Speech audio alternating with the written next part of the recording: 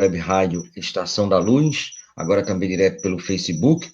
A nossa rádio é Web Rádio Estação da Luz, a rádio que emana paz aqui de Natal para todo o planeta Terra, e a Web Rádio Estação da Luz tem um apoio institucional da Casa Espírita de Emanuel, do Pronto Socorro Espiritual Fabiano de Cristo, do Pronto Socorro Espiritual Maria do Pão, do Grupo Caritativo São Francisco de Assis e, lógico, do Movimento Espírita aqui do Rio Grande do Norte.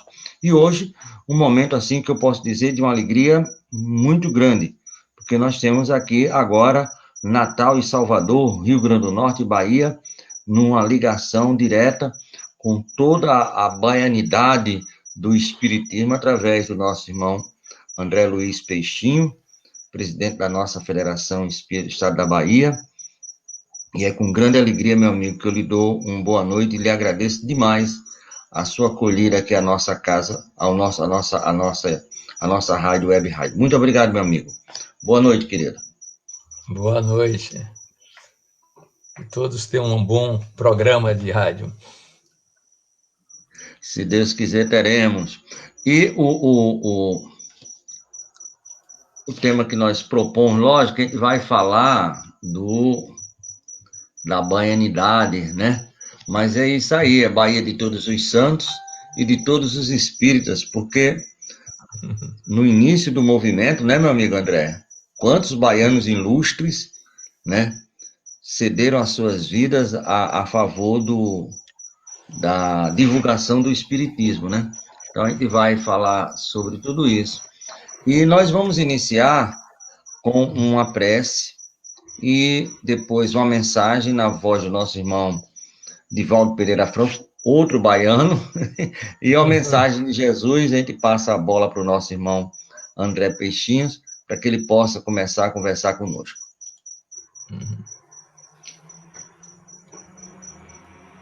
A prece.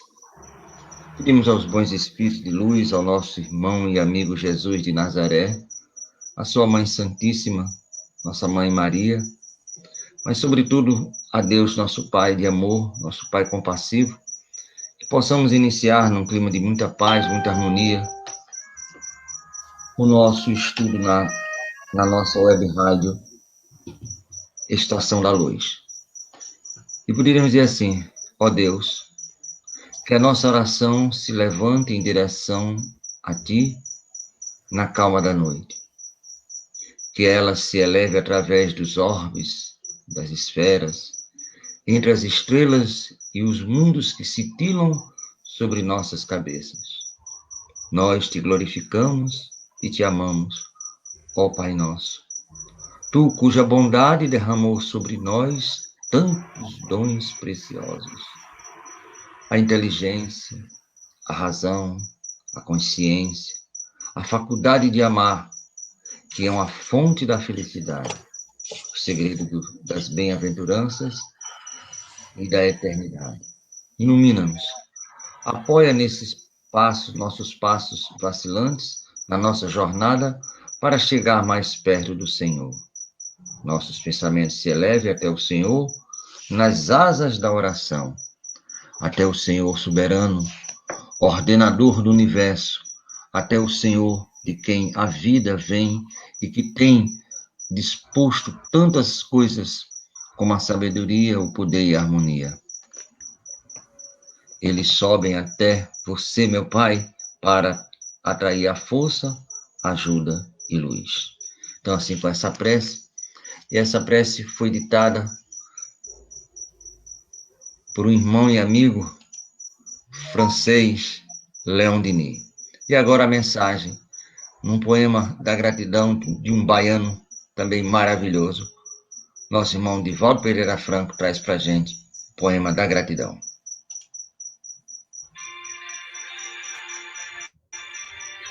Poema da gratidão. Senhor Jesus, muito obrigado pelo ar que nos dás, pelo pão que nos deste, pela roupa que nos veste, pela alegria que possuímos, por tudo de que nos nutrimos.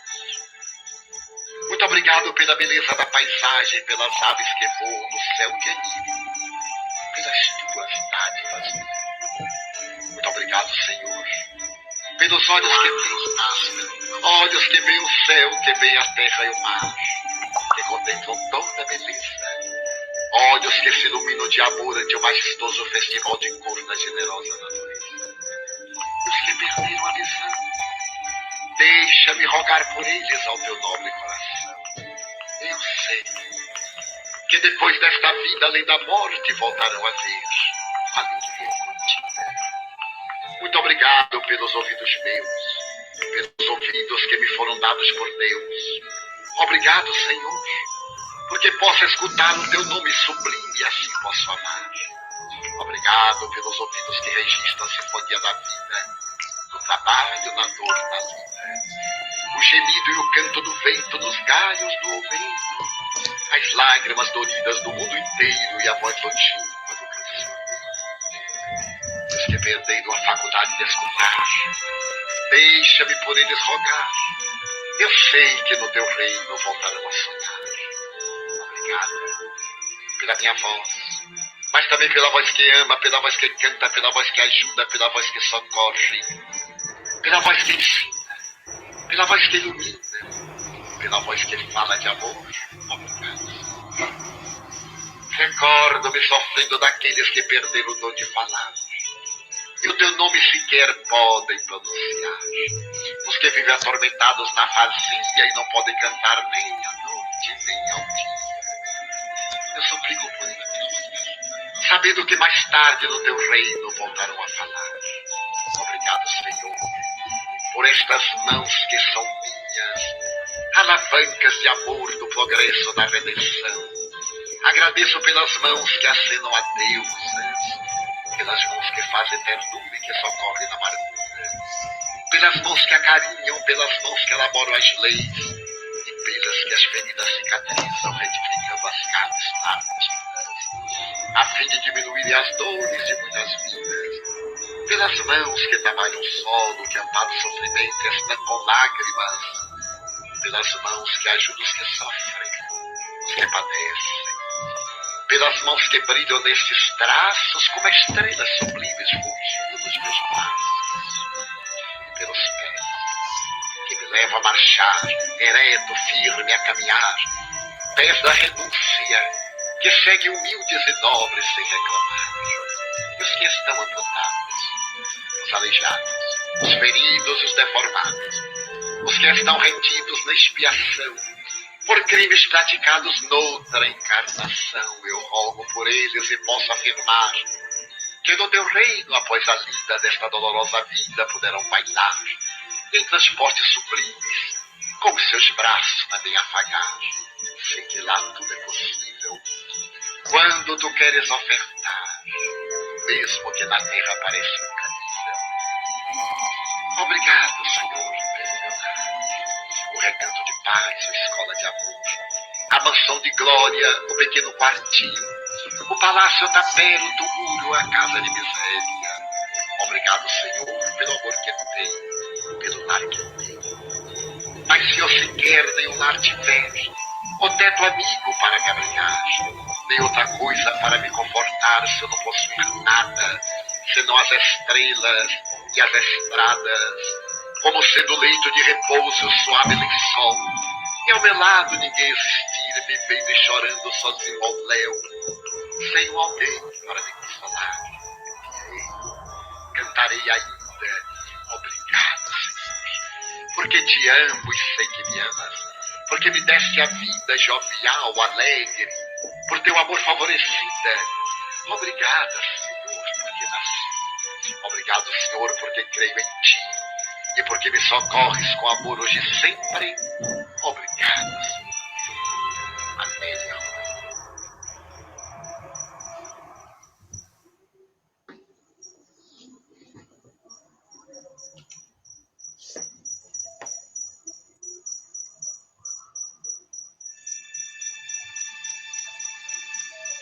Guardai-vos de fazer a vossa esmola diante dos homens, para serdes vistos por eles.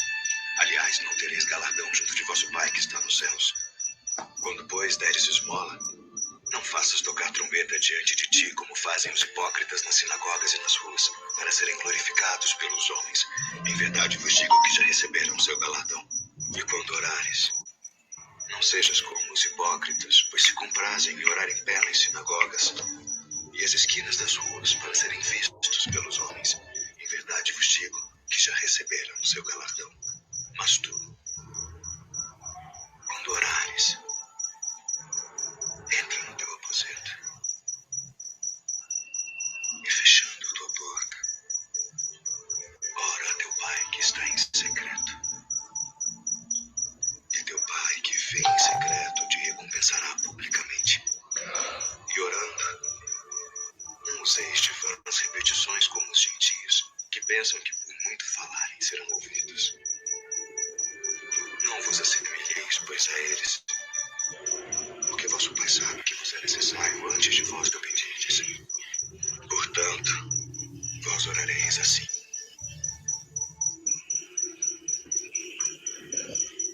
Pai nosso, que estás nos céus, santificado seja o teu nome. Venha o teu reino. Seja feita a tua vontade, assim na terra como no céu. O pão nosso de cada dia nos dá hoje.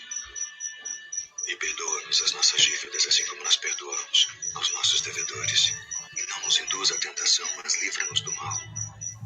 Porque teu é o reino, e o poder, e a glória para sempre. Amém.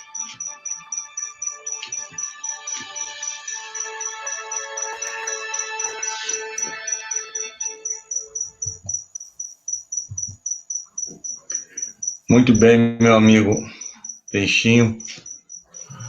Depois dessa mensagem belíssima de Jesus, com a oração dominical e a mensagem do Divaldo Pereira Franco, vamos começar o nosso bate-papo. Você gostaria de fazer algum comentário com relação a esse poema que Divaldo tanto repete durante mais de 60 anos, né? Ele divulga por todo mundo. E a oração dominical de Jesus. Na Argentina, se eu não me engano. Em 1963, saiu no Sol de Esperança.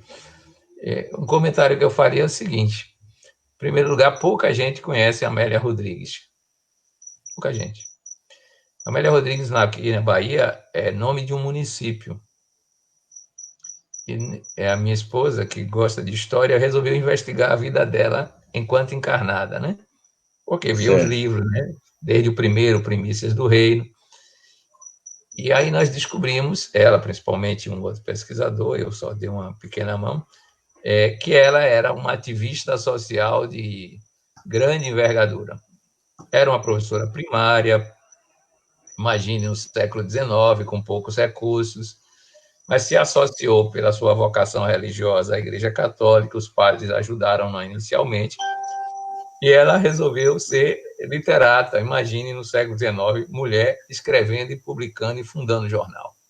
Vocês imaginem o clima que ela criava. Hã? Não é. E não era fácil. Uma mulher antes do tempo, né? Ela conseguiu, inclusive, façanhas de colocar seus livros que o governo do Estado adotou como livros oficiais das escolas. Né? Ela escreveu um poema, curiosamente, em homenagem a Joana Angélica, que hoje... A mentora... Não, depois seria a mentora de Divaldo. E que foi quem convidou a Amélia para se associar à obra da Mansão do Caminho, segundo palavras de Divaldo. Ela tinha uma cultura, para a época, muito grande. Ela traduzia um livro em alemão. Você já imaginou uma mulher no século XIX falando alemão? Um dos livros interessantes que eu li é do Filho do Homem. São contos de uma escritora alemã que parece que tem o mesmo interesse espiritual, religioso na literatura. Ela se juntou a uma outra mulher aqui que era rica e criou, instigou a criar o que é o Instituto Feminino da Bahia nos anos iniciais do século XX, para abrigar as mulheres que queriam estudar, né? Porque não tinha espaço na cultura baiana, nem recursos financeiros. Então, essas moças que não tinham onde estudar e que queriam ir para Salvador, ela abrigava como uma espécie de pensionato. Um albergue, né? Gratuito era. E O nome dela está associado à criação do Colégio Salesiano, na Bahia. Ela fez força para que os salesianos trouxessem a cultura de Dom Bosco para a Bahia. Tanto que ela é reverenciada lá no colégio, aqui na Bahia, em Minas Gerais e no Rio de Janeiro, onde ela morou alguns anos. Nós temos um material que foi produzido só para lembrar a vida dela.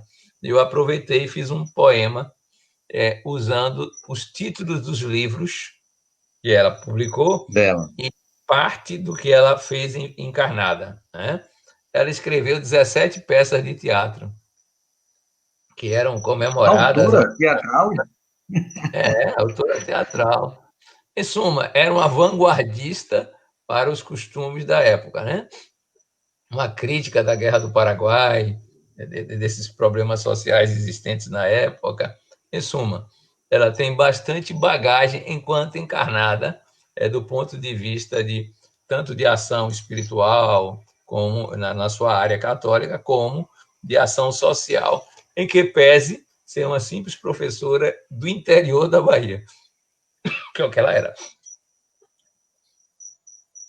A formação dela era a professora. Aí fala o poema para a gente. Não, eu não sei de qual, não. Está num livro chamado Bem-aventurados, as Bem-aventuranças e Outras Belezas Espirituais. Eu não sei de qual, não.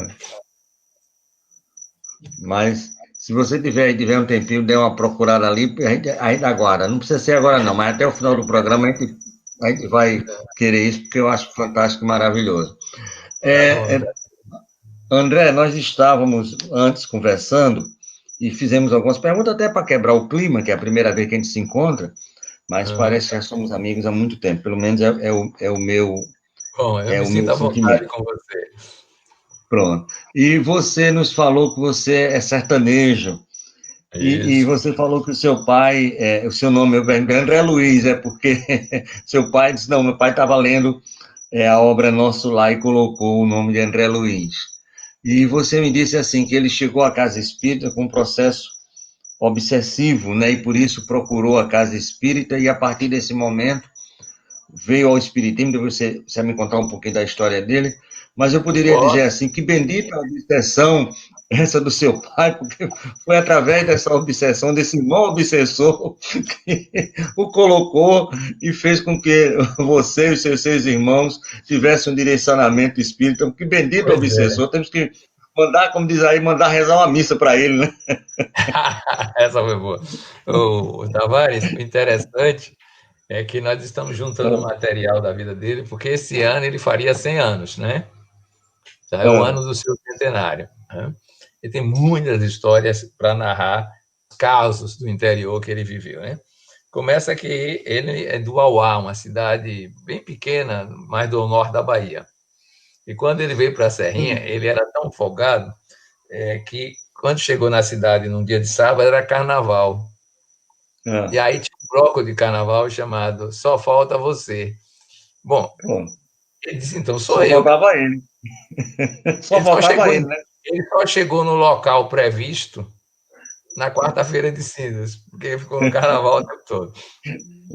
E ele tinha vivências mediúnicas muito claras desde a infância, desde menino, pequeno, a mãe dele que o socorria, porque ele via as coisas, ficava assustado e corria para os braços da mãe, né? E na juventude, ele não tinha nenhuma formação nem intelectual, ele não passou do terceiro ano primário, nenhuma formação assim sólida, profissional, não tinha nada, né? E em Serrinha ele desenvolveu um processo de um adoecimento, uma doença crônica, que o estava fazendo definhar. E nesta época, ele teve uma visão. A visão é que chegavam 2 homens e o examinavam. E um deles dizia, o miocárdio está muito bem, vamos ver agora os gânglios. Depois, ele recebeu uma mensagem desse próprio pessoal, disse, nós vamos curá-lo, já que os médicos não sabem fazê-lo, porque você tem uma tarefa. Diz tudo ele sozinho, praticamente. Como ele gravou a fisionomia desses 2 homens e tinha um cunhado que recebia o reformador, o reformador foi trazido para ele. Na época tinha algumas fotos. E ele disse, e foi esse que me curou. Quando foi lido o nome, era Chico Xavier. Esse é um dado curioso. Chico Xavier, aparentemente desdobrado, foi visitá-lo. Né? Os anos se passaram, e aí já tem esse caso com o Chico Xavier. Ele nunca saiu de Serrinha, nunca viu o Chico Xavier. Mas algumas pessoas, nos anos 60, nos anos 70, na Bahia, foram visitar Chico Xavier, já em Uberaba, né? E quando falavam com Chico Xavier, dizia assim, olha, eu sou fulano de tal, de Serrinha. Chico Xavier repetia invariavelmente, como vai meu amigo Aristóteles Peixinho? Sem ninguém dizer nada. De vez em quando, meu pai tinha desdobramentos espirituais que se encontrava com Chico Xavier. E Chico dizia para ele, seu lugar é no sertão, não adianta vir para próximo, seu lugar é no sertão. Seu poste é lá, né? Seu poste é lá. Exato. Em 1998, um amigo comum nosso, de meu pai, meu e de Chico Xavier, recebeu uma carta. Essa carta existe. E na carta ele dizia num dos trechos, conheço e reverencio, algo assim, conheço o trabalho apostólico do meu querido amigo Aristóteles Peixinho, aqui não sei o que. Aí, esse amigo nosso fez uma moldura com esse trecho ampliado da carta e deu de presente no aniversário, para mostrar que os vínculos espirituais não são necessariamente no mundo físico, embora os dois estivessem encarnados. Eles tiveram sempre essa vinculação, e ele brincava, quem tem um amigo como Chico Xavier precisa de mais de quê? Só trabalhar, né? Para justificar a amizade, né? Justificar. E foi isso que ele fez. A perturbação espiritual dele levou a um centro espírita, que estava ainda como grupo sendo criado, e lá ele conheceu um médium inconsciente, na linguagem mediúnica, muito diferente do usual. Né? Diferente em que sentido? Porque era aquele médium de fenômenos ostensivos. Né? E ele assistiu uma cena, e a época, foi na época do governo Getúlio Vargas, teve aqueles problemas com o movimento espírita, e então resolveram investigar esse grupo. E foi o delegado de polícia, o médico e o inspetor de alguma coisa, não sei se era da educação, para verificar que grupo era esse. O médico, então, fez algumas perguntas para fazer ao tal do espírito que se dizia se manifestando lá. E meu pai assistiu isso e aprendeu muito bem com isso.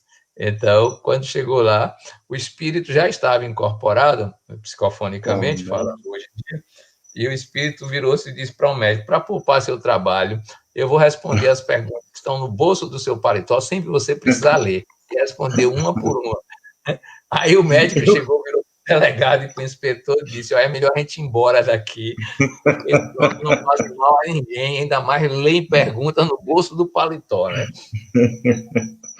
Vamos parar por aqui, pode ser que eles façam outras coisas, né? Melhor cair fora. Mas, André, que interessante. Eu participei agora de 5 horas com um estudo com Cosme Mas, da Cardiopédia, e ele falava justamente desse período do Getúlio Vargas, que as casas, né, espíritas passaram por poucas e boas. E aí você também disse isso na Bahia.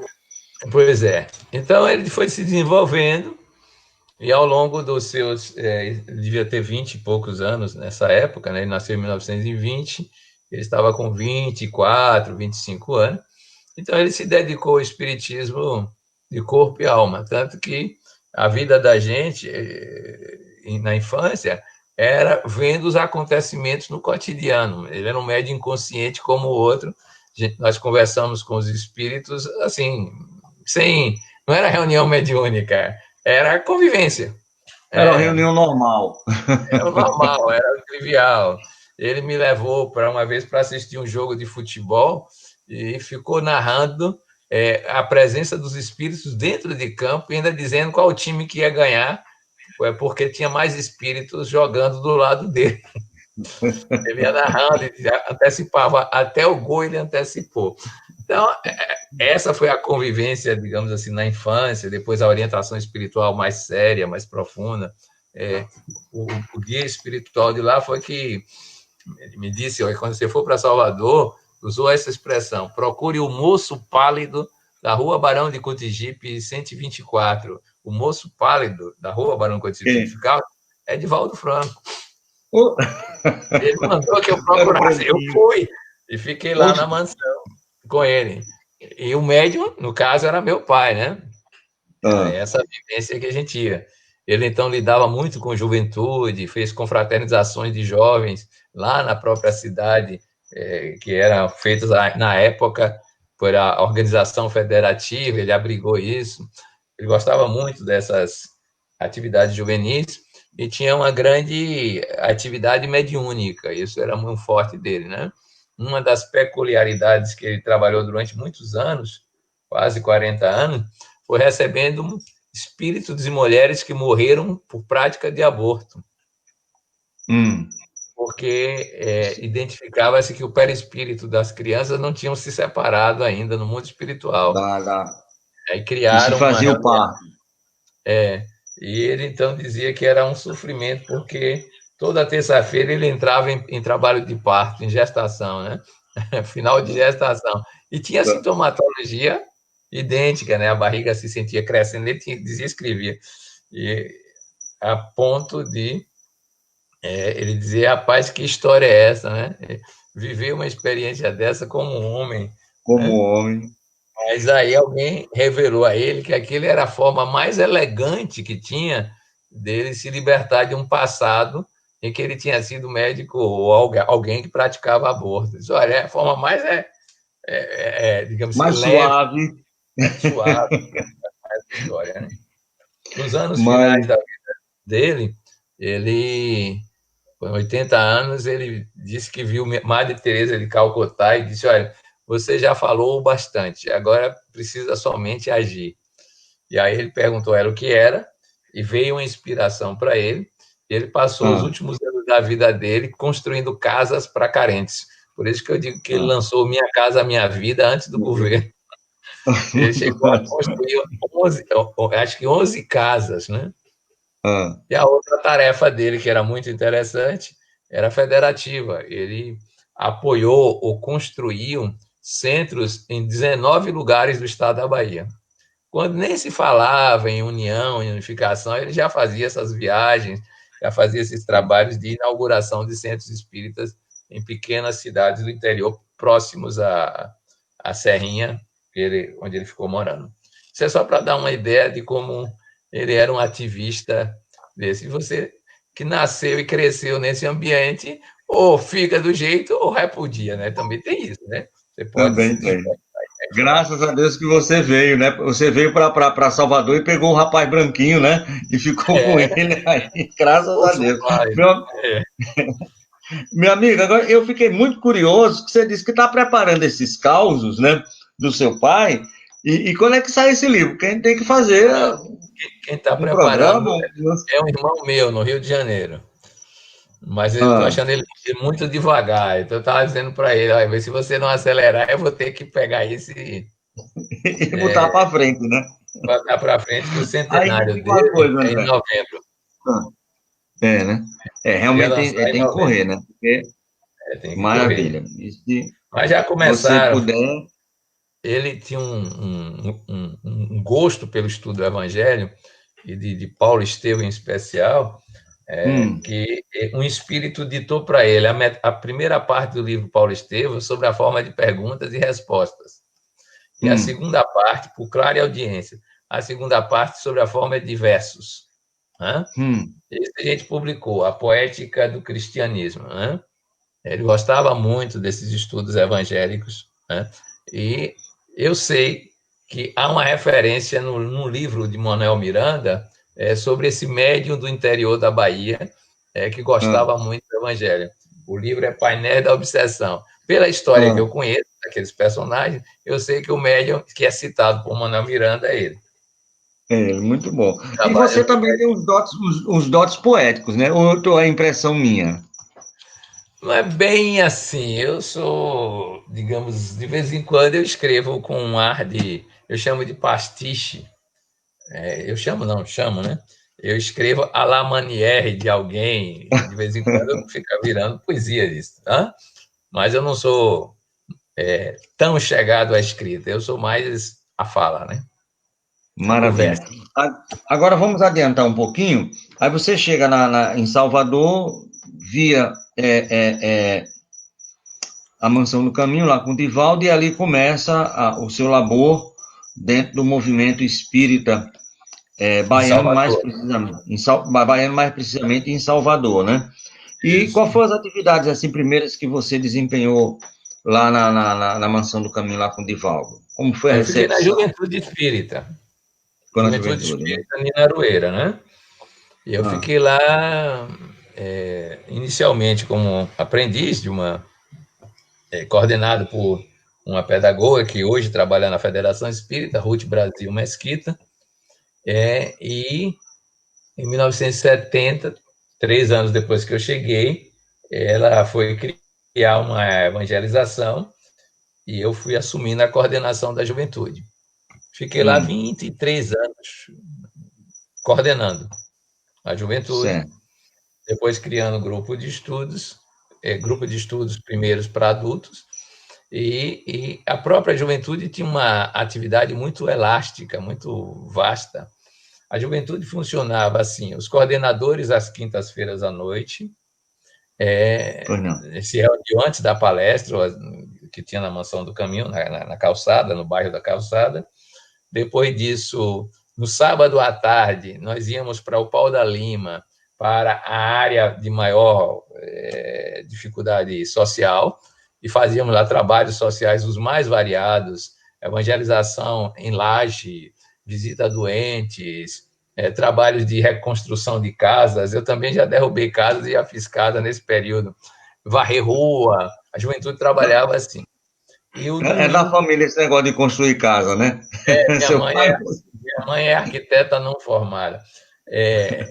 Minha mãe construiu 17 casas, mas aí para negócio, né? E depois, no domingo, nós ficávamos das 8 da manhã às 18 horas lá no Centro Espírita. Nós saíamos para almoçar, às vezes nem saíamos, almoçávamos lá mesmo, porque nós tínhamos atividades de meditação, de estudo, de painéis de discussão, de pesquisa literária, de reflexão sobre o Evangelho e de trabalhos de arte. Então, era o domingo inteiro ocupado, o sábado de tarde ocupado, a quinta-feira ocupada só com a juventude. Basicamente com isso. Depois, paralelo a isso, eu fui trabalhando com a Federação Espírita, dirigindo as confraternizações de juventudes, os grupos de estudos, os congressos, desde que tomaram a feição de congressos em centro de convenções, eu passei a coordenar toda a parte pedagógica, doutrinária, e aí fomos criando coisas nessa linha de a federação. Quando a Mansão do Caminho, quando o Caminho da Redenção, que é o nome do centro, fechou a atividade lá na calçada, eu aí fiquei mais afastado, porque já tinha um envolvimento muito grande no trabalho federativo, viajando para o interior e nas atividades da federação, mas, ao mesmo tempo, logo depois, eu criei uma organização nos locais que a gente trabalhava na favela, na comunidade. Hoje, essa organização, chamada Sociedade Olo, ela tem uma espécie de acreditação universitária e ela abriga cadastradas cerca de 33 mil pessoas para atendimento. São no modelo do atenção integral à saúde e à educação. A gente criou 6 pilares: saúde, que está bem andado, atenção básica; educação complementar, com centro de informática, trabalhos de formação dos jovens e das crianças; arte, né? Arte, que é um desenvolvimento artístico do bairro, e um trabalho ligado à arquitetura. Nós conseguimos começar a reformar as casas das pessoas a partir de um projeto com a universidade. Esse é o trabalho que eu faço extra Centro Espírita e Federação Espírita, que não tem a marca espírita, mas tem toda a estrutura de O pensamento. arcabouço espírita. Estrutura de pensamento espírita.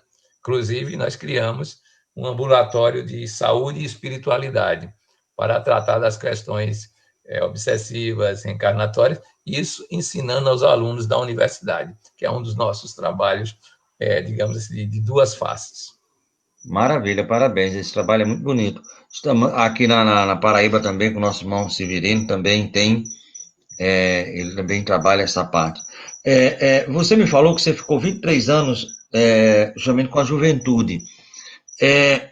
Eu te pergunto, a juventude espírita da sua época em que você começou e essa agora, ela está mais junta à casa espírita ou está mais dispersa? Qual é a sua visão hoje, principalmente dessa juventude, que teve aquele ato muito grande, né, das juventudes espíritas lá no final dos anos 60, início dos anos 70, quando as juventudes, de uma forma geral, quase que desapareceram do Brasil, né? E a evangelização e a juventude, no nosso modo de ver, é a base do espiritismo, né? Como é que você vê hoje essa juventude que está aí nas casas espíritas? Olha, toda época tem um jeito de ser, né? Não pode comparar histórias de tempos diferentes. Eu acho que não é uma boa historiografia que se faça comparando épocas diferentes, né? O que eu escrevi um trabalho sobre algumas ideias sobre o que eu imagino que hoje seriam válidas para uma juventude espírita, né? Eu penso que a gente precisa criar muito mais atividades de protagonismo juvenil, até porque a juventude é muita ação e pouca introspecção, né? O extrovertido do brasileiro é extrovertido, então a gente tem que olhar o tipo psicológico. Eu também acho que a gente precisa desenvolver uma cultura espírita com um enfoque que nós chamamos aqui na Bahia de paradigmático. O espiritismo precisa ser visto como o contraponto ao materialismo, né? E como o materialismo é um paradigma, ou melhor ainda, dizendo uma visão de mundo, o espiritismo precisa, de certa forma, se organizar dessa maneira. Então, é muito fácil, eu acho, que integrar jovens, se tiver pesquisa científica, se tiver trabalhos de arte, se tiver realmente discussões de filosofia. A religiosidade, nessa fase, não me parece ser um grande atrativo, ainda mais né? sobre a forma de rituais. Mas, ainda assim, quando a gente trabalha experiências psíquicas, experiências luminosas, no estilo de William James, aí você vê que os jovens ficam bem interessados. Recentemente, eu tive alunos da universidade que eles têm que fazer um curso comigo. E aí eu levei para um laboratóriozinho de transcomunicação. Quando eles viram a gravação de transcomunicação, isso aí que a gente quer, não é isso aí que a gente quer pesquisar, né? Agora mesmo nós temos 2 ou 3 adultos jovens que estão fazendo mestrado e doutorado com base em pesquisa em espiritualidade. Então, parece-me que a gente precisa, digamos assim, amplificar o uso do pensamento espírita nas estruturas para engajar esse tipo de nova geração, que é muito mais eletrônica, virtual e operativa, interativa. Não é que a outra não fosse, mas os recursos da época eram completamente diferentes. Não tinha, né? Completamente diferentes. Né? E eu acho que a grande questão nossa, eu acho importante lembrar isso, é como ter lideranças que façam esse tipo de trabalho. Agora, no último carnaval mesmo, eu estive num encontro de confraternização, normalmente eu vou e fico lá hospedado, e conversando, e fazendo algumas atividades. Eram 400 jovens. Olha que bom. 400 jovens, você via que havia interesse. Nunca vi uma juventude tão calma e tão tranquila em confraternizações na Bahia. Uma juventude realmente diferente. E no ano anterior, a gente faz alternado, nós fizemos um congresso espírita da juventude. Eles organizaram, eles produziram trabalhos científicos, filosóficos, relatos de casos, porque é a onda onde eles estão. Quer dizer, há um nível cultural mais elevado do que nos anos 60 da juventude, a maioria já está no segundo grau ou em universidade, que é muito mais acessível hoje. Então, o modo como temos que lidar com essa geração não pode ser igual ao dos anos 50, dos anos 60, dos anos 70, mas precisa de líderes dedicados para esse tipo de trabalho, porque exige envolvimento emocional, afetivo, cuidado dos problemas. Na época dos anos 70, nós fizemos um curso pré-vestibular, porque o povo não tinha dinheiro para nada disso. E foi um sucesso esse curso pré-vestibular. Sucesso em termos de resultados. Para você ter uma ideia, de 40 pessoas que participavam dessa primeira geração de jovens que eu coordenei, 13 eu os encontrei como professores universitários, vindo de área de Alagados, de Palafita, de Casebres. Aí eu brincava dizendo, se não prestar para ser espírita, mas pelo menos ascensão social teve, né? Porque tá bom demais. Estupendo esse, não é? Entrou na universidade de 40, 13 entraram, 13 se transformaram em professores universitários. Tem gente no exterior e coisa parecida.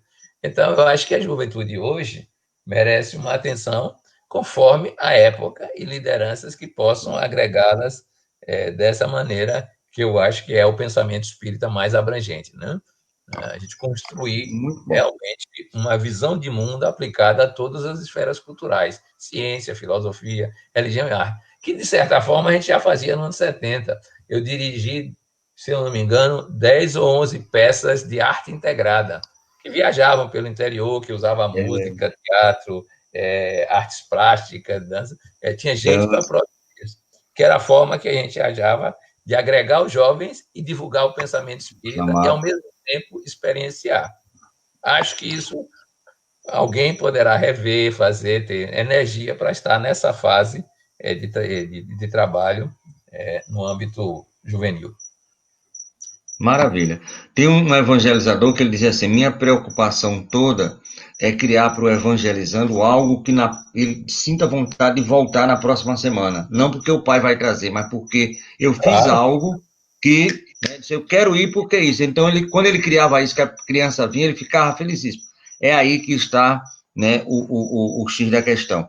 Vamos adiantar um pouquinho. Você, nesse trabalho federativo, você chega à Federação Espírita e exerce, exercendo o cargo de presidente da Federação Espírita da Bahia. E a Bahia não é pequena.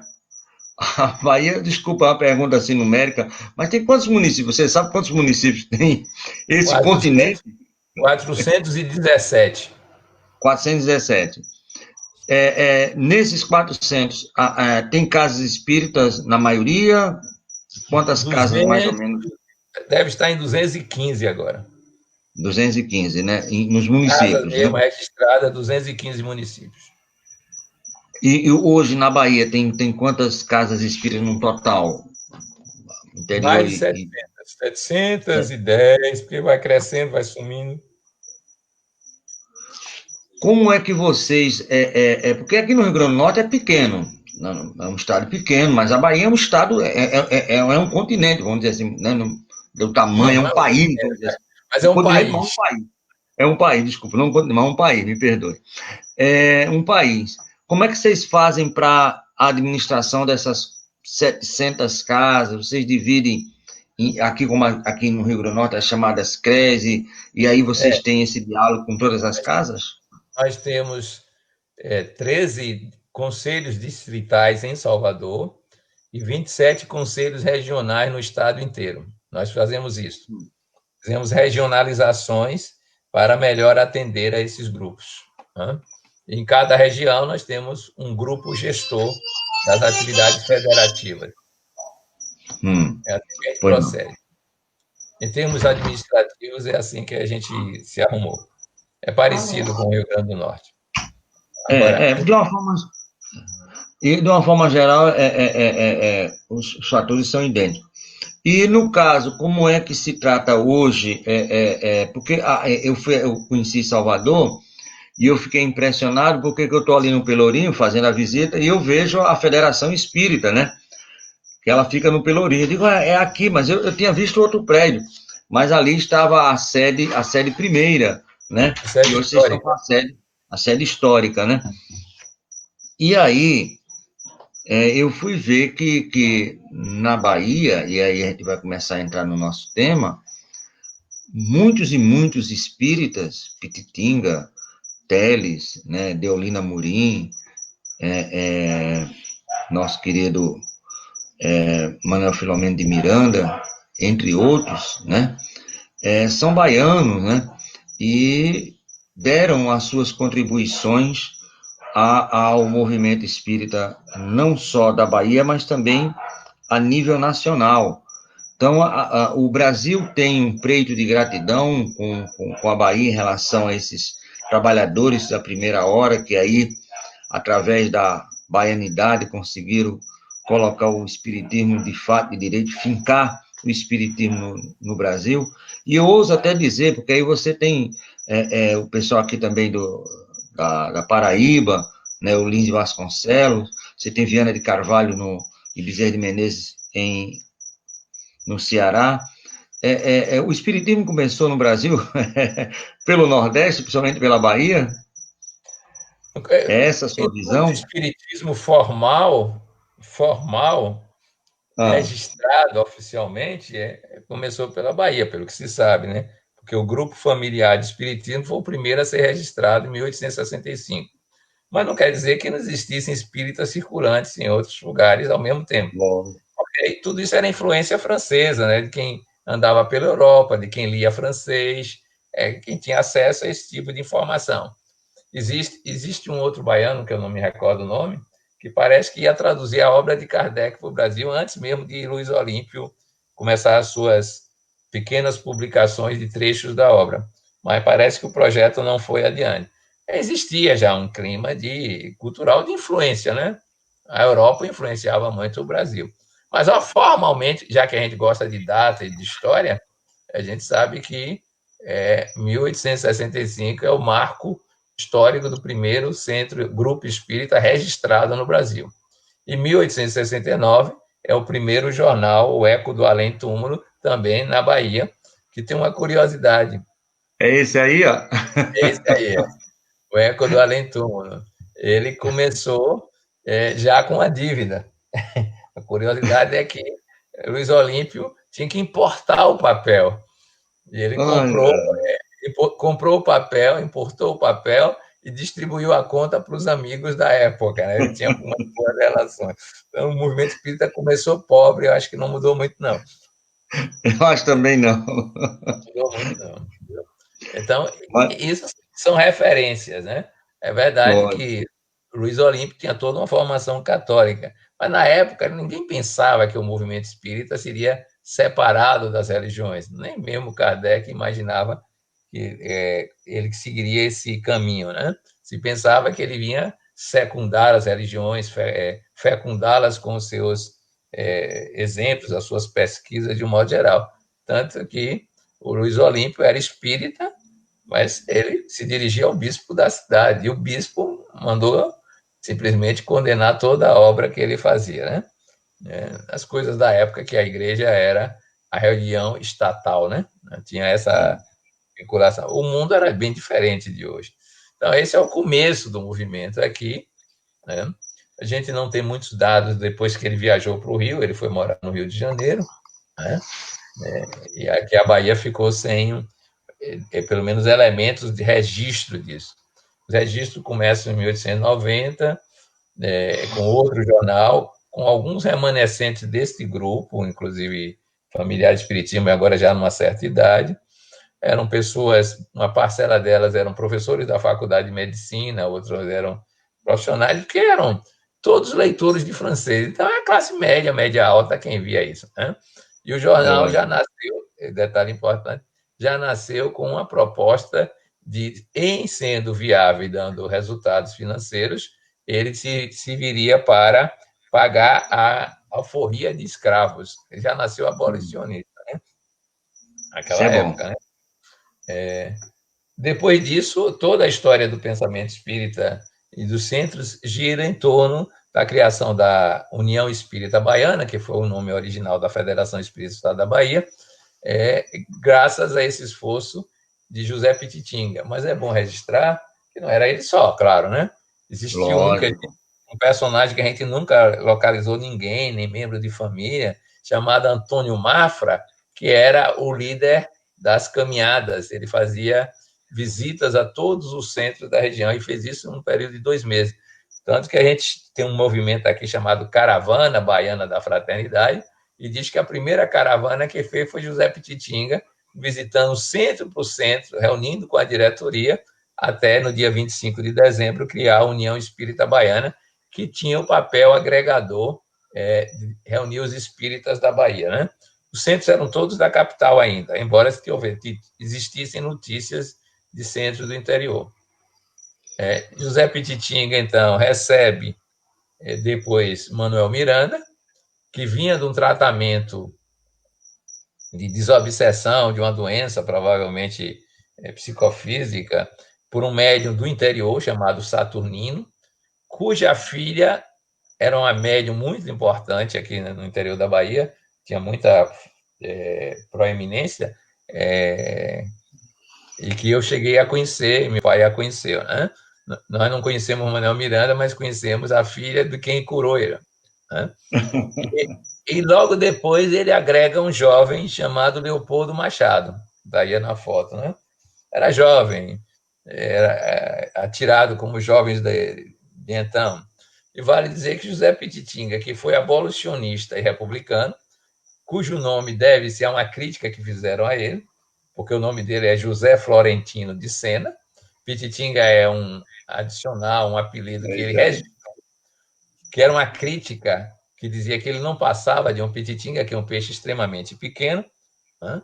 Então, juntou esse trio por 1 ano, 2 anos, e compraram a sede histórica. Foi ele que batalhou o trio, né, na época, sendo à frente de José Pititinga. E ele ficou até 1939, quando foi sucedido por Manuel Miranda, por mais um tempo, que logo depois desencarnou, e que tinham muitas vivências próximas, principalmente na área de desobsessão. Vocês podem ver que os livros de Manuel Miranda falam do trabalho de José Pititinga no mundo espiritual, embora José Pititinga não escreva. Daí em diante, apareceram outros personagens, claro, Alfredo Messias, Abílio Silva Lima, pessoas que construíram a federação, quer dizer, o trabalho da União Espírita Baiana até 1950, que foi aquele período que veio a caravana da fraternidade, liderada por Leopoldo Machado, que passou em Natal, né, evidentemente, passou por todas as capitais do Nordeste e foi até o Norte, e então se criou um setor, ou melhor, uma outra entidade, chamada União Social Espírita da Bahia, para fazer o trabalho federativo, mas a União Espírita Baiana continuou funcionando. Aí, nesse dia que a caravana chegou na Bahia, né, quem estava lá? Ildefonso do Espírito Santo, recém-desencarnado, e segundo o livro que Leopoldo Machado escreveu, tinha um jovem promissor na plateia. O jovem promissor que fez a prece chamava-se Divaldo Pereira Franco, em 1950. Ele tinha fundado o Centro Espírita Caminho da Redenção em 1947. Então, portanto, ele recebeu a caravana da fraternidade aos 23 anos, pelo menos estava na reunião, né? Daí em diante, o trio mais proeminente do ponto de vista de gestão é esse de Alfonso, né? Um médico sanitarista, que brincava muito, porque ele é preto mesmo, legítimo, como se diz, e então ele dizia que quando ele morresse, queria se manifestar, ia querer ver se esse pessoal não ia receber o primeiro preto velho kardecista.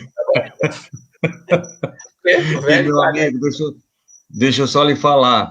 Eu tive o prazer de conversar e de conhecer Ildefonso numa conférnica aqui, que é a Confraternização dos Espíritos no Rio Grande do Norte, no período de carnaval. E ele fez um pedido assim que eu fiquei maravilhado. Ele disse: olha, tudo bem, mas me levem para conhecer a terra de Alta de Souza, Macaíba. Ele, mas é de uma doçura que pouca gente eu vi, né, no Ildefonso, e realmente, pretinho, a coisa mais linda do mundo, parecia assim um grande diamante preto, brilhoso, de uma coisa fantástica, né? E com ele juntou-se Jaime Batista dos Santos e Francisco Bispo dos Anjos. Olha que nome, um é Delfonso do Espírito Santo, já é do Espírito Santo, o outro é Certo. Batista dos Santos, e o Do terceiro Santos. é Bispo dos Anjos. Eu digo, com esse time tão religioso, meio Tem que católico, dar certo, né? vai ter que andar esse negócio. Né? E tinha uma turma que era do DIGE, né? Departamento de Infância e Juventude, que era Cassimélia, Nélia Salles, Solange Moacir, Ruth Brasil Mesquita, que foi minha orientadora, sendo que Nélia Salles, Solange e Ruth, todas três estão na Federação Espírita até hoje.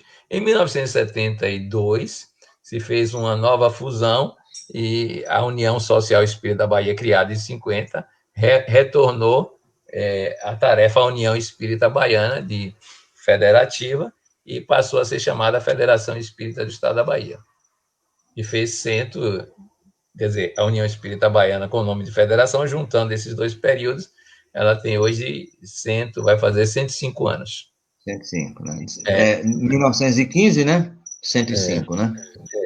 Aí depois desse ciclo desses presidentes, tivemos alguns que não ficaram na federação, mas logo a seguir assumiu a presidência de Nólia Peixinho, e depois disso todos os presidentes ficam lá.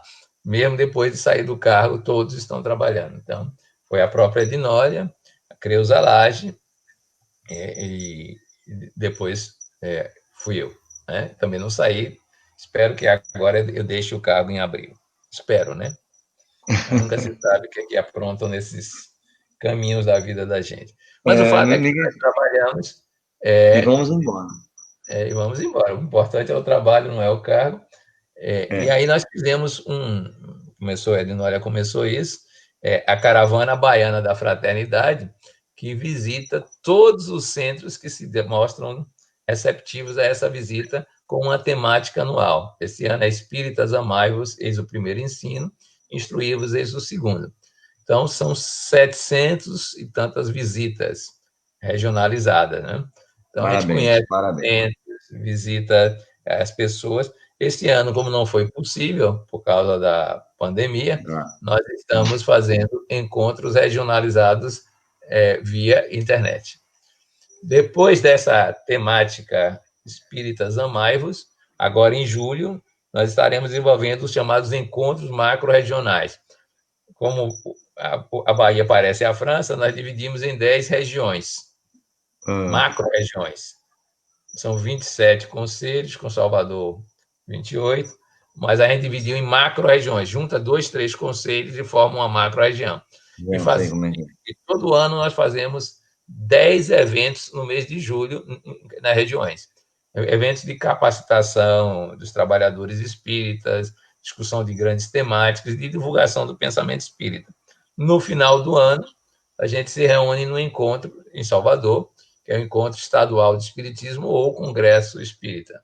Aí são atividades agora anuais, né? Ou tem um congresso ou tem um encontro.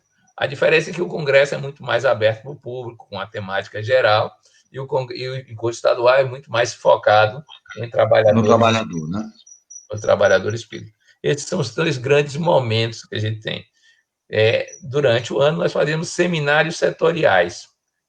Infância, juventude, família. Agora criamos Espiritismo e Ecologia, da maturidade ao envelhecer. Em suma, todas as atividades que tem no Centro Espírita, a Federação faz seminários para as casas espíritas.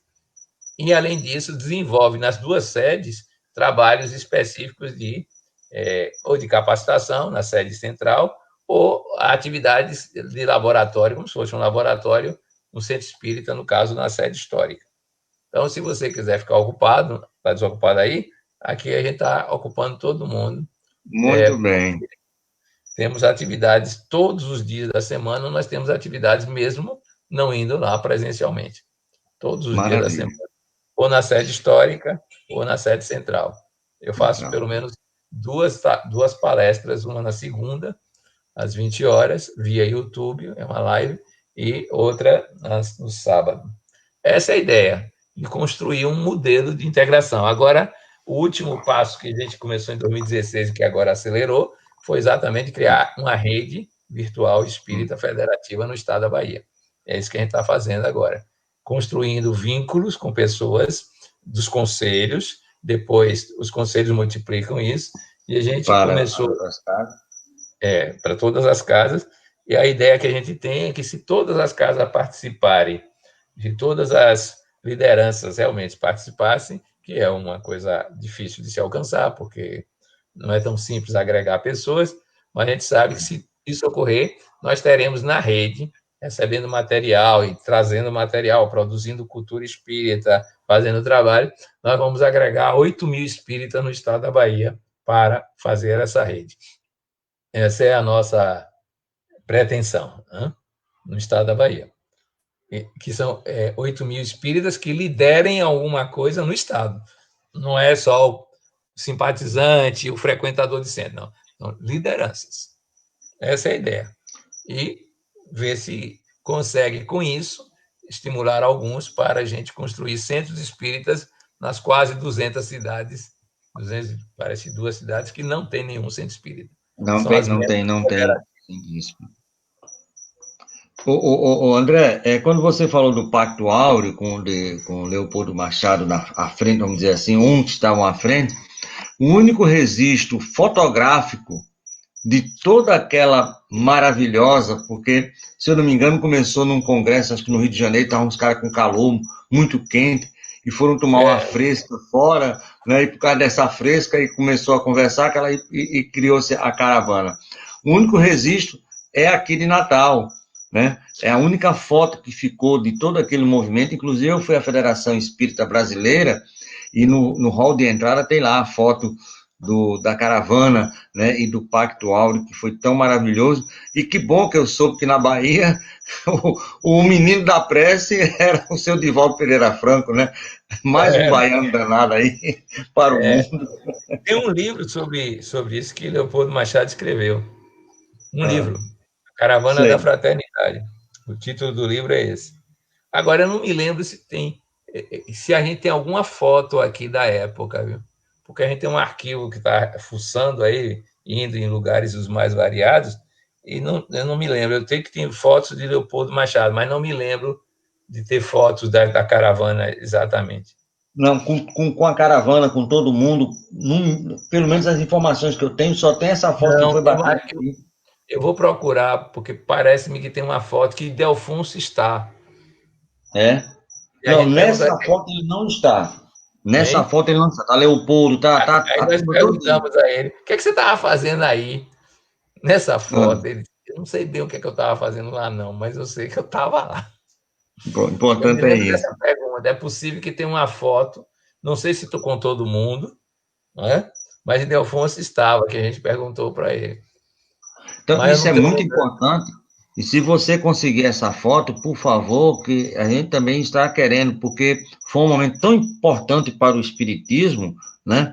E vai ficar somente na memória, né? No livro, tudo bem, mas dados fotográficos, temos esse aqui e possivelmente esse aí na Bahia, e a gente precisa somente... Não, mas vamos procurar aqui. Vamos procurar. Agora eu queria marcar com você, nós já passamos até um pouquinho do programa, porque como a conversa é boa, a gente vai embora.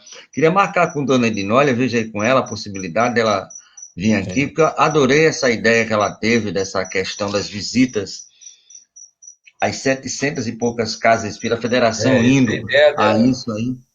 É muito bom. Quando nós estivemos na federação há 20 anos atrás, começou-se um trabalho desse aí, tá entendendo? De visitas. Mas aqui foi assim, os bairros visitavam as casas dos bairros, mas não tinha esse negócio de a federação em todos os centros. Ela ia, mas em cada bairro, tá entendendo? Setor. Então, Alecrim, Quintas, as casas desses bairros se visitavam de comum acordo, uma visitando a outra. Lógico, com anuência, né? da Federação Espírita. Mas perfeita ideia, vou até botar aqui para a gente, eu acho que as coisas boas têm que ser copiadas, né? Não, essas ideias eu acho que são comuns. Eu converso com o Éden, com a Sandra, e eles têm feito esse tipo de trabalho no interior que eu ouço falar. Não porque é uma ideia comum o velho hino de Leopoldo Machado continua valendo. Somos companheiros, amigos, irmãos que vivem alegres pensando no bem. No né? bem. A gente tem acompanhado esses últimos anos aí a gestão de Éden e companhia, e ele tem se esforçado para abranger o estado inteiro, fazer encontros. Agora ele começou a conferência estadual, que aí já teve Já faz uns 4 anos. teve o Inforem, eu participei do Inforem aí, que era um fórum de Natal. A Messia, que não era exatamente da federação, fazia uns congressos e agregava públicos grandes. Então, em suma, em cada geração tem uma turma que pega Tem uma turma... o bastão para pega na charrua mesmo direito, né? Teve uma época que Jacó Melo era mais ligado à federação, era filho de Dona Dagmar, então tinha uns vínculos mais próximos com a gente conversava mais, estava mais presente. Eu conheço um pouco da história aí do movimento do Rio Grande do Norte, viajando para aí mesmo. Né? Eu acho que esses movimentos, eles brotam assim, é como se a ideia estivesse no ar. Né? Solta no ar e vai, né?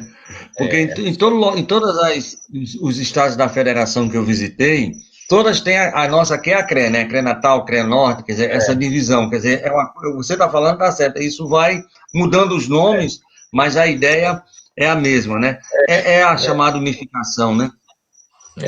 No Amazonas a coisa é um pouco diferente, porque lá não tem rodovia, tem hidrovia, é um outro tipo de trabalho, né? Eu conversava com a Sandra Moraes e ela me dizia, a gente sai 6 horas da manhã e volta de noite para chegar num centro espírita que é Ribeirinho. É um trabalho realmente, eu acho espírita muito hercúleo e que exige muita dedicação. Eu, às vezes, fico brincando, seu peixinho, o senhor me meteu num negócio que não tem aposentadoria por tempo de serviço, pelo amor de Deus, já não tem salário, pelo menos aposentadoria por tempo de serviço, e tenho a impressão que ele, como um desbravador que foi, está dizendo, quer descansar agora? Se quiser descansar, tenho uma certeza, eu lhe trago para aqui, para o além. Como eu não quero ir, eu continuar trabalhando na medida do possível. Mas eu acho, viu, André? Ele está falando assim no seu ouvido, olha, faça como eu, no finalzinho construa a casa também. Bom, eu já empatei com ele, viu? Porque antes dele eu fiz isso, né? Lá no Pau da Lima. No Pau da Lima, no trabalho social que a gente fazia, eu derrubava a casa de taipa, fazia mutirões e construía casas. Isso nos anos 80. Né? Hoje lá nós temos, pela Sociedade Olo, nós temos 6 imóveis alugados, pequeno, médio e grande porte, fazendo essas atividades sociais todas lá. Eu já estou fazendo a minha parte porque eu chamei o pessoal de arquitetura para reformar as casas de lá, dar um aspecto mais saudável às casas. Então, os grupos de estudos de arquitetura vão lá e fazem o mapa. Agora eu estou atrás do pessoal de engenharia para fazer a reforma, porque só fazer a planta não é grande coisa. Então, eu estou metido de alguma maneira. Não preocupe não, vai aparecer um engenheiro aí que vai começar a captar essas possibilidades. Quando eu fui conhecer a Mansão do Caminho, eu saí aqui de avião, gastei 1 hora de voo para Salvador, e gastei 1 hora de táxi, que eu aluguei o táxi no aeroporto para ele me levar na Mansão do Caminho. Porque eu fui num dia de sexta-feira, e esse caminho aí, meu amigo, é um lugarzinho assim estreitinho, a pista estreitinha, cheio de caminhão. Eu levei mais tempo. Agora, para você ter uma ideia, eu fui atendido e fui recepcionado. Quem me mostrou toda a Mansão do Caminho, eu fiquei assim maravilhado. Eu fui sair de lá assim, divinizado por tudo. Mas foi uma irmã evangélica. Aí eu cheguei para a menina, aí eu digo, e aí, você é de que casa espírita? Ela disse, não sou espírita. Não. Você é o quê? Senão eu sou evangélico. Porque você está aqui, ainda mais mostrando a casa, porque é o guia, né? Ela disse, eu vim fazer um trabalho aqui para os meus estudos, né, de assistência, E gostei e fiquei, né? Então, só para terminar, por favor, que essa pergunta está na minha cabeça, e eu não queria terminar esse nosso primeiro encontro sem perguntar isso. A Bahia de Todos os Santos e todos os espíritas, mas o espiritismo no Brasil, ele andou melhor, ele flutuou melhor por causa daquilo que nós já tínhamos no Brasil, dos cultos africanos, tanto da Umbanda não, que é mais do início do século passado, mais do candomblé. Isso facilitou mais a interação? Isso você acha que ajudou? Qual é a sua opinião sobre essa da nível de todo o Brasil? Talvez isso, onde exista isso, né? Na Bahia, talvez no Rio Grande do Sul. Mas eu acho que a grande atividade facilitadora da inserção do movimento espírita foi a atividade de natureza social. Os espíritas fizeram foi coisa que Deus duvida. Né? A Anália Franco criou 70 instituições de caridade. Isso criou digamos assim, um status que impedia as críticas sociais, de um modo geral, porque o benefício que se fazia, a rede de escolas espíritas, quer dizer, financiadas com dinheiro de espíritas e de suas campanhas, é imensa.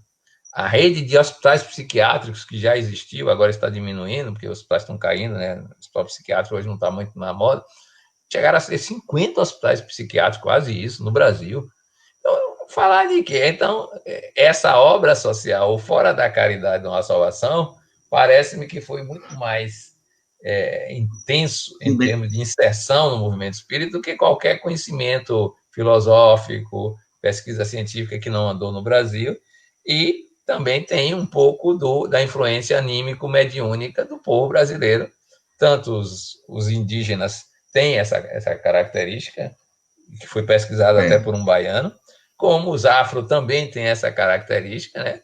E alguns europeus, embora não tenham uma cultura também tão rica como a nossa, né? Acho que tem essas influências, mas a mim me parece, que a aceitação do pensamento espírita não foi tão grande como foi a aceitação da obra social. Quem é que ia reclamar? Num país de escravos e ex-escravos, né, de desigualdades sociais imensas. Veja aqui, por exemplo, qual é a grande obra de Divaldo Franco? Você pode olhar que não vão dizer que é a psicografia dele, vão dizer que é a Mansão do Caminho. É a Mansão do Caminho. É a Mansão do Caminho. E é linda a obra. É uma obra social, entendeu? O que valoriza-se muito é esse trabalho. O que é que vão dizer de Irmã Dulce, na Bahia, com quem eu convivi, que era amiga de Divaldo? Não é a religião católica dela, é a obra social. A aceitação dela não é tanto pelo fato de ela ser freira, pelo contrário, a igreja andou meio distante dela, porque a obra social no Brasil tem um peso muito grande ainda, pelas necessidades, né? País carente.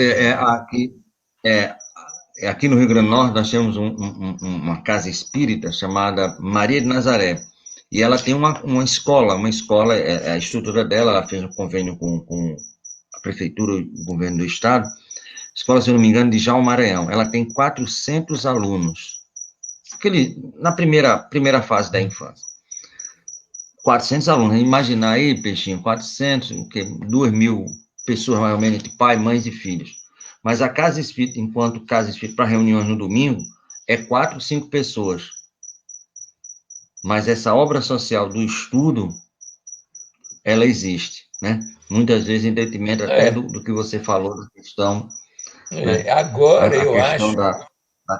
eu acho que vai mudar, porque nos últimos 20, 30 anos mudou o pensamento dentro das universidades.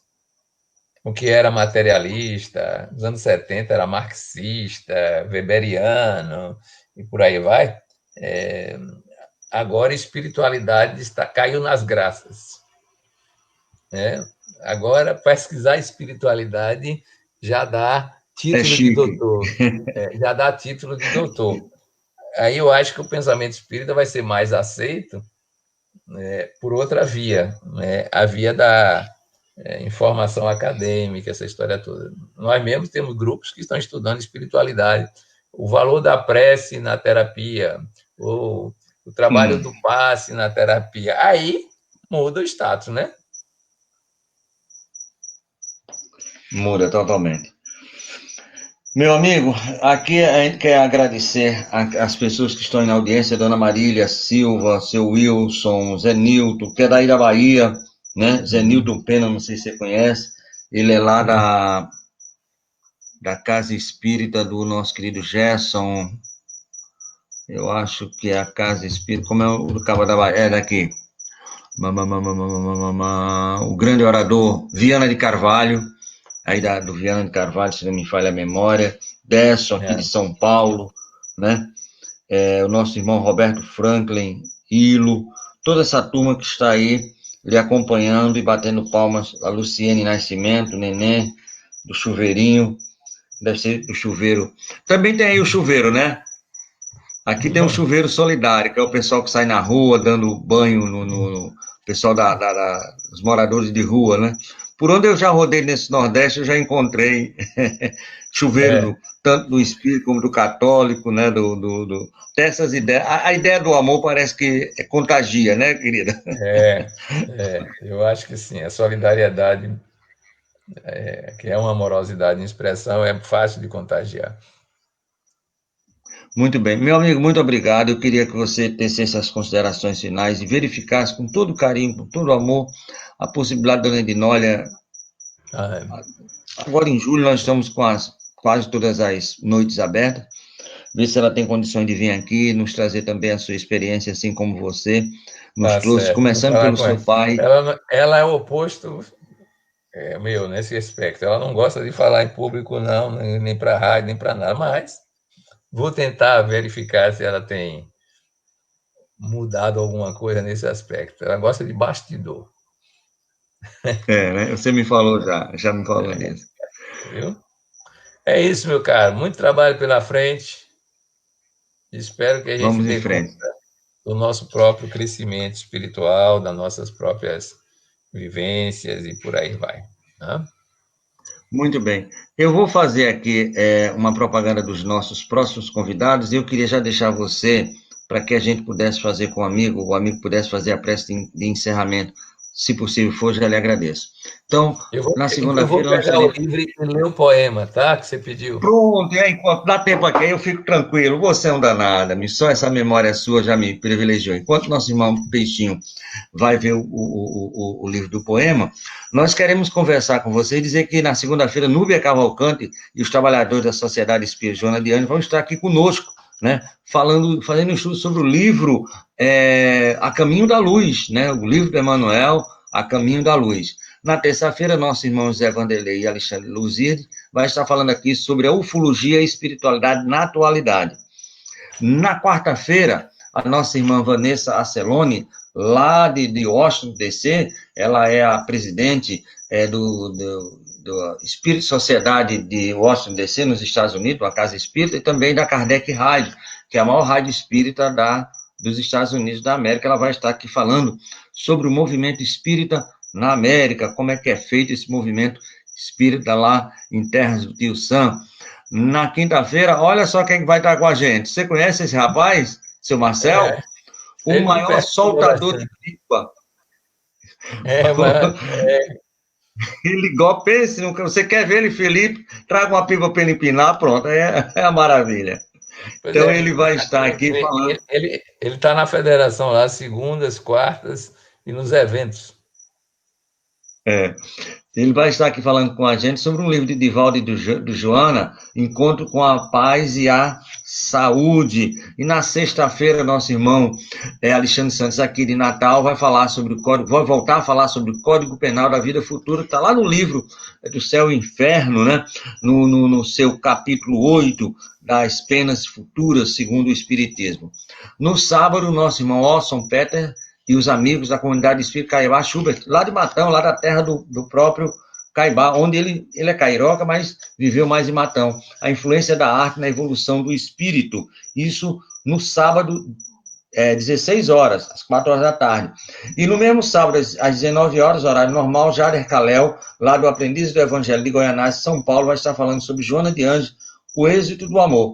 E fechando o domingo, né, nossa irmã Cristina Pérez, que meu amigo André deve conhecer muito bem, da Federação Espírita de Pernambuco, junto com Ana Maria e o Washington Lins, vão estar aqui conversando com a gente sobre o que é o movimento espírita no Pernambuco, assim como fez nosso irmão André Peixinho. Meu amigo, traga pra gente o poema, que eu já estava me esquecendo e você me lembrou, que maravilha. Não é exatamente um poema, é o que se chama poesia de versos livres, entendeu? Não é com rima, não, para você se acostumar. É uma homenagem que foi feita, e quem conhece a literatura de Amélia Rodrigues vai identificar os nomes dos livros psicografados, né? A Mestra e a Aprendiz do Evangelho. Inquieta com os rumos da civilização, bem distantes dos desígnios cristãos, a aprendiz do Evangelho decidiu buscar sua antiga mestra, e com o olhar ansioso, em busca do vinho capitoso da verdadeira sabedoria, que se acostumara a receber dos seus lábios em tempos idos, encontrou-a em sua nobre atividade educadora. E na primeira oportunidade, falou-lhes então sem rodeios, com a franqueza lirial de seus sonhos.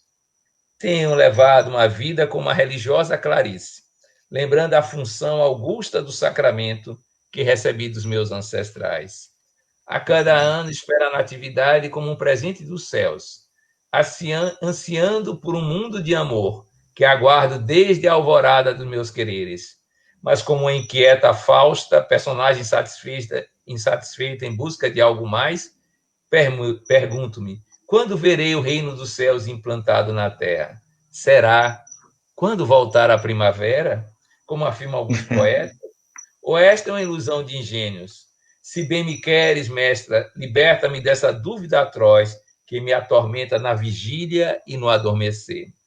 A mestra maternal e sábia fitou-a com a ternura de um plenilúnio e a clareza de um meio-dia. Então disse-lhe sem pressa, tendes andado pelos caminhos de Jesus, conforme as lições da religiosidade, onde dominam as tradições e os ritos exteriores e não compreendem em plenitude que ele é a luz do mundo.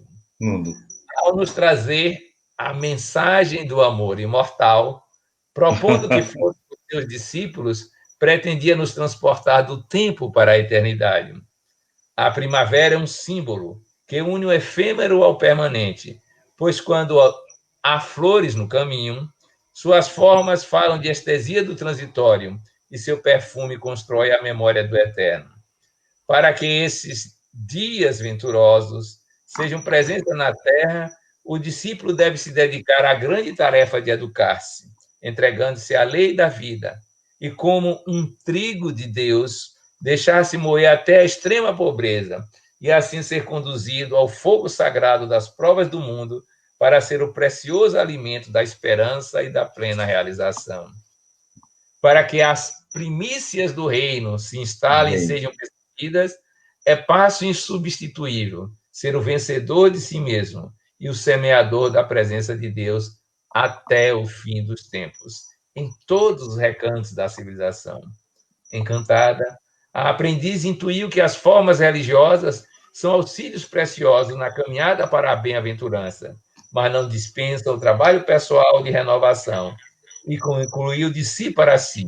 Sou eu, também artífice do reino dos céus, a co-criadora da civilização do amor, que começa no âmago do meu ser e que, unida a outros seres, estende-se até a borda do infinito.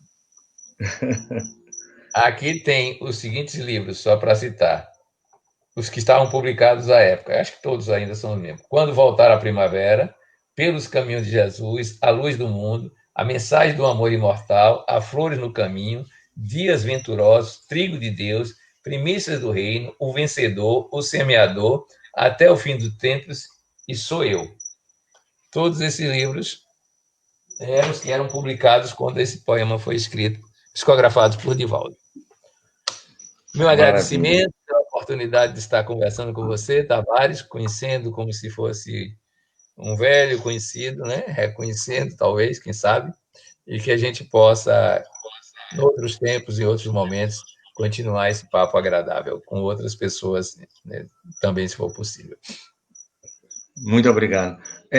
Seu Aristóteles, não é isso, seu pai? Aristóteles Damasceno Peixinho. E mamãe? Maria Rosa Lima Peixinho, está aqui em Salvador.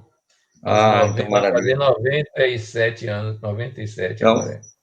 um abraço bem grande para ela e diga obrigado por ela por ter produzido pessoas do seu quilate, da sua qualidade. Muito obrigado, meu amigo, por todos esses conhecimentos e depois por esse poema tão lindo em referência à nossa irmã Amélia Rodrigues. Muito obrigado a você. Muito obrigado, Deus fique sempre, e sempre que precisar de algo aqui no Rio Grande do Norte, conte com o amigo Tavares e a nossa web rádio Estação da Luz. Ok. Um abraço bem forte e um se beijo bem vocês grande. quiserem assistir alguma coisa nossa aqui da Federação, é só entrar no YouTube, Live Comunicação FEB, segunda-feira às 20 horas e sábado às 8h30, temos sempre palestras de aprofundamento do pensamento espírita para os trabalhadores espíritas. Quem quiser se interessar, é só entrar nesse site ou nessa live. Na live. No YouTube, muito bem, vamos assistir, nem se preocupa. Uma segunda-feira dessa a gente vai estar com você. Muito obrigado, meu amigo, um abraço forte, um abraço em Dona Minólia, em todo mundo aí da Bahia. Firmeza com Jesus. Muito obrigado, a paz do Cristo esteja comigo. Obrigado, tchau. Até mais. Obrigado a todos, estamos encerrando o nosso estudo da noite de hoje. Muito obrigado e voltamos amanhã, se Deus quiser.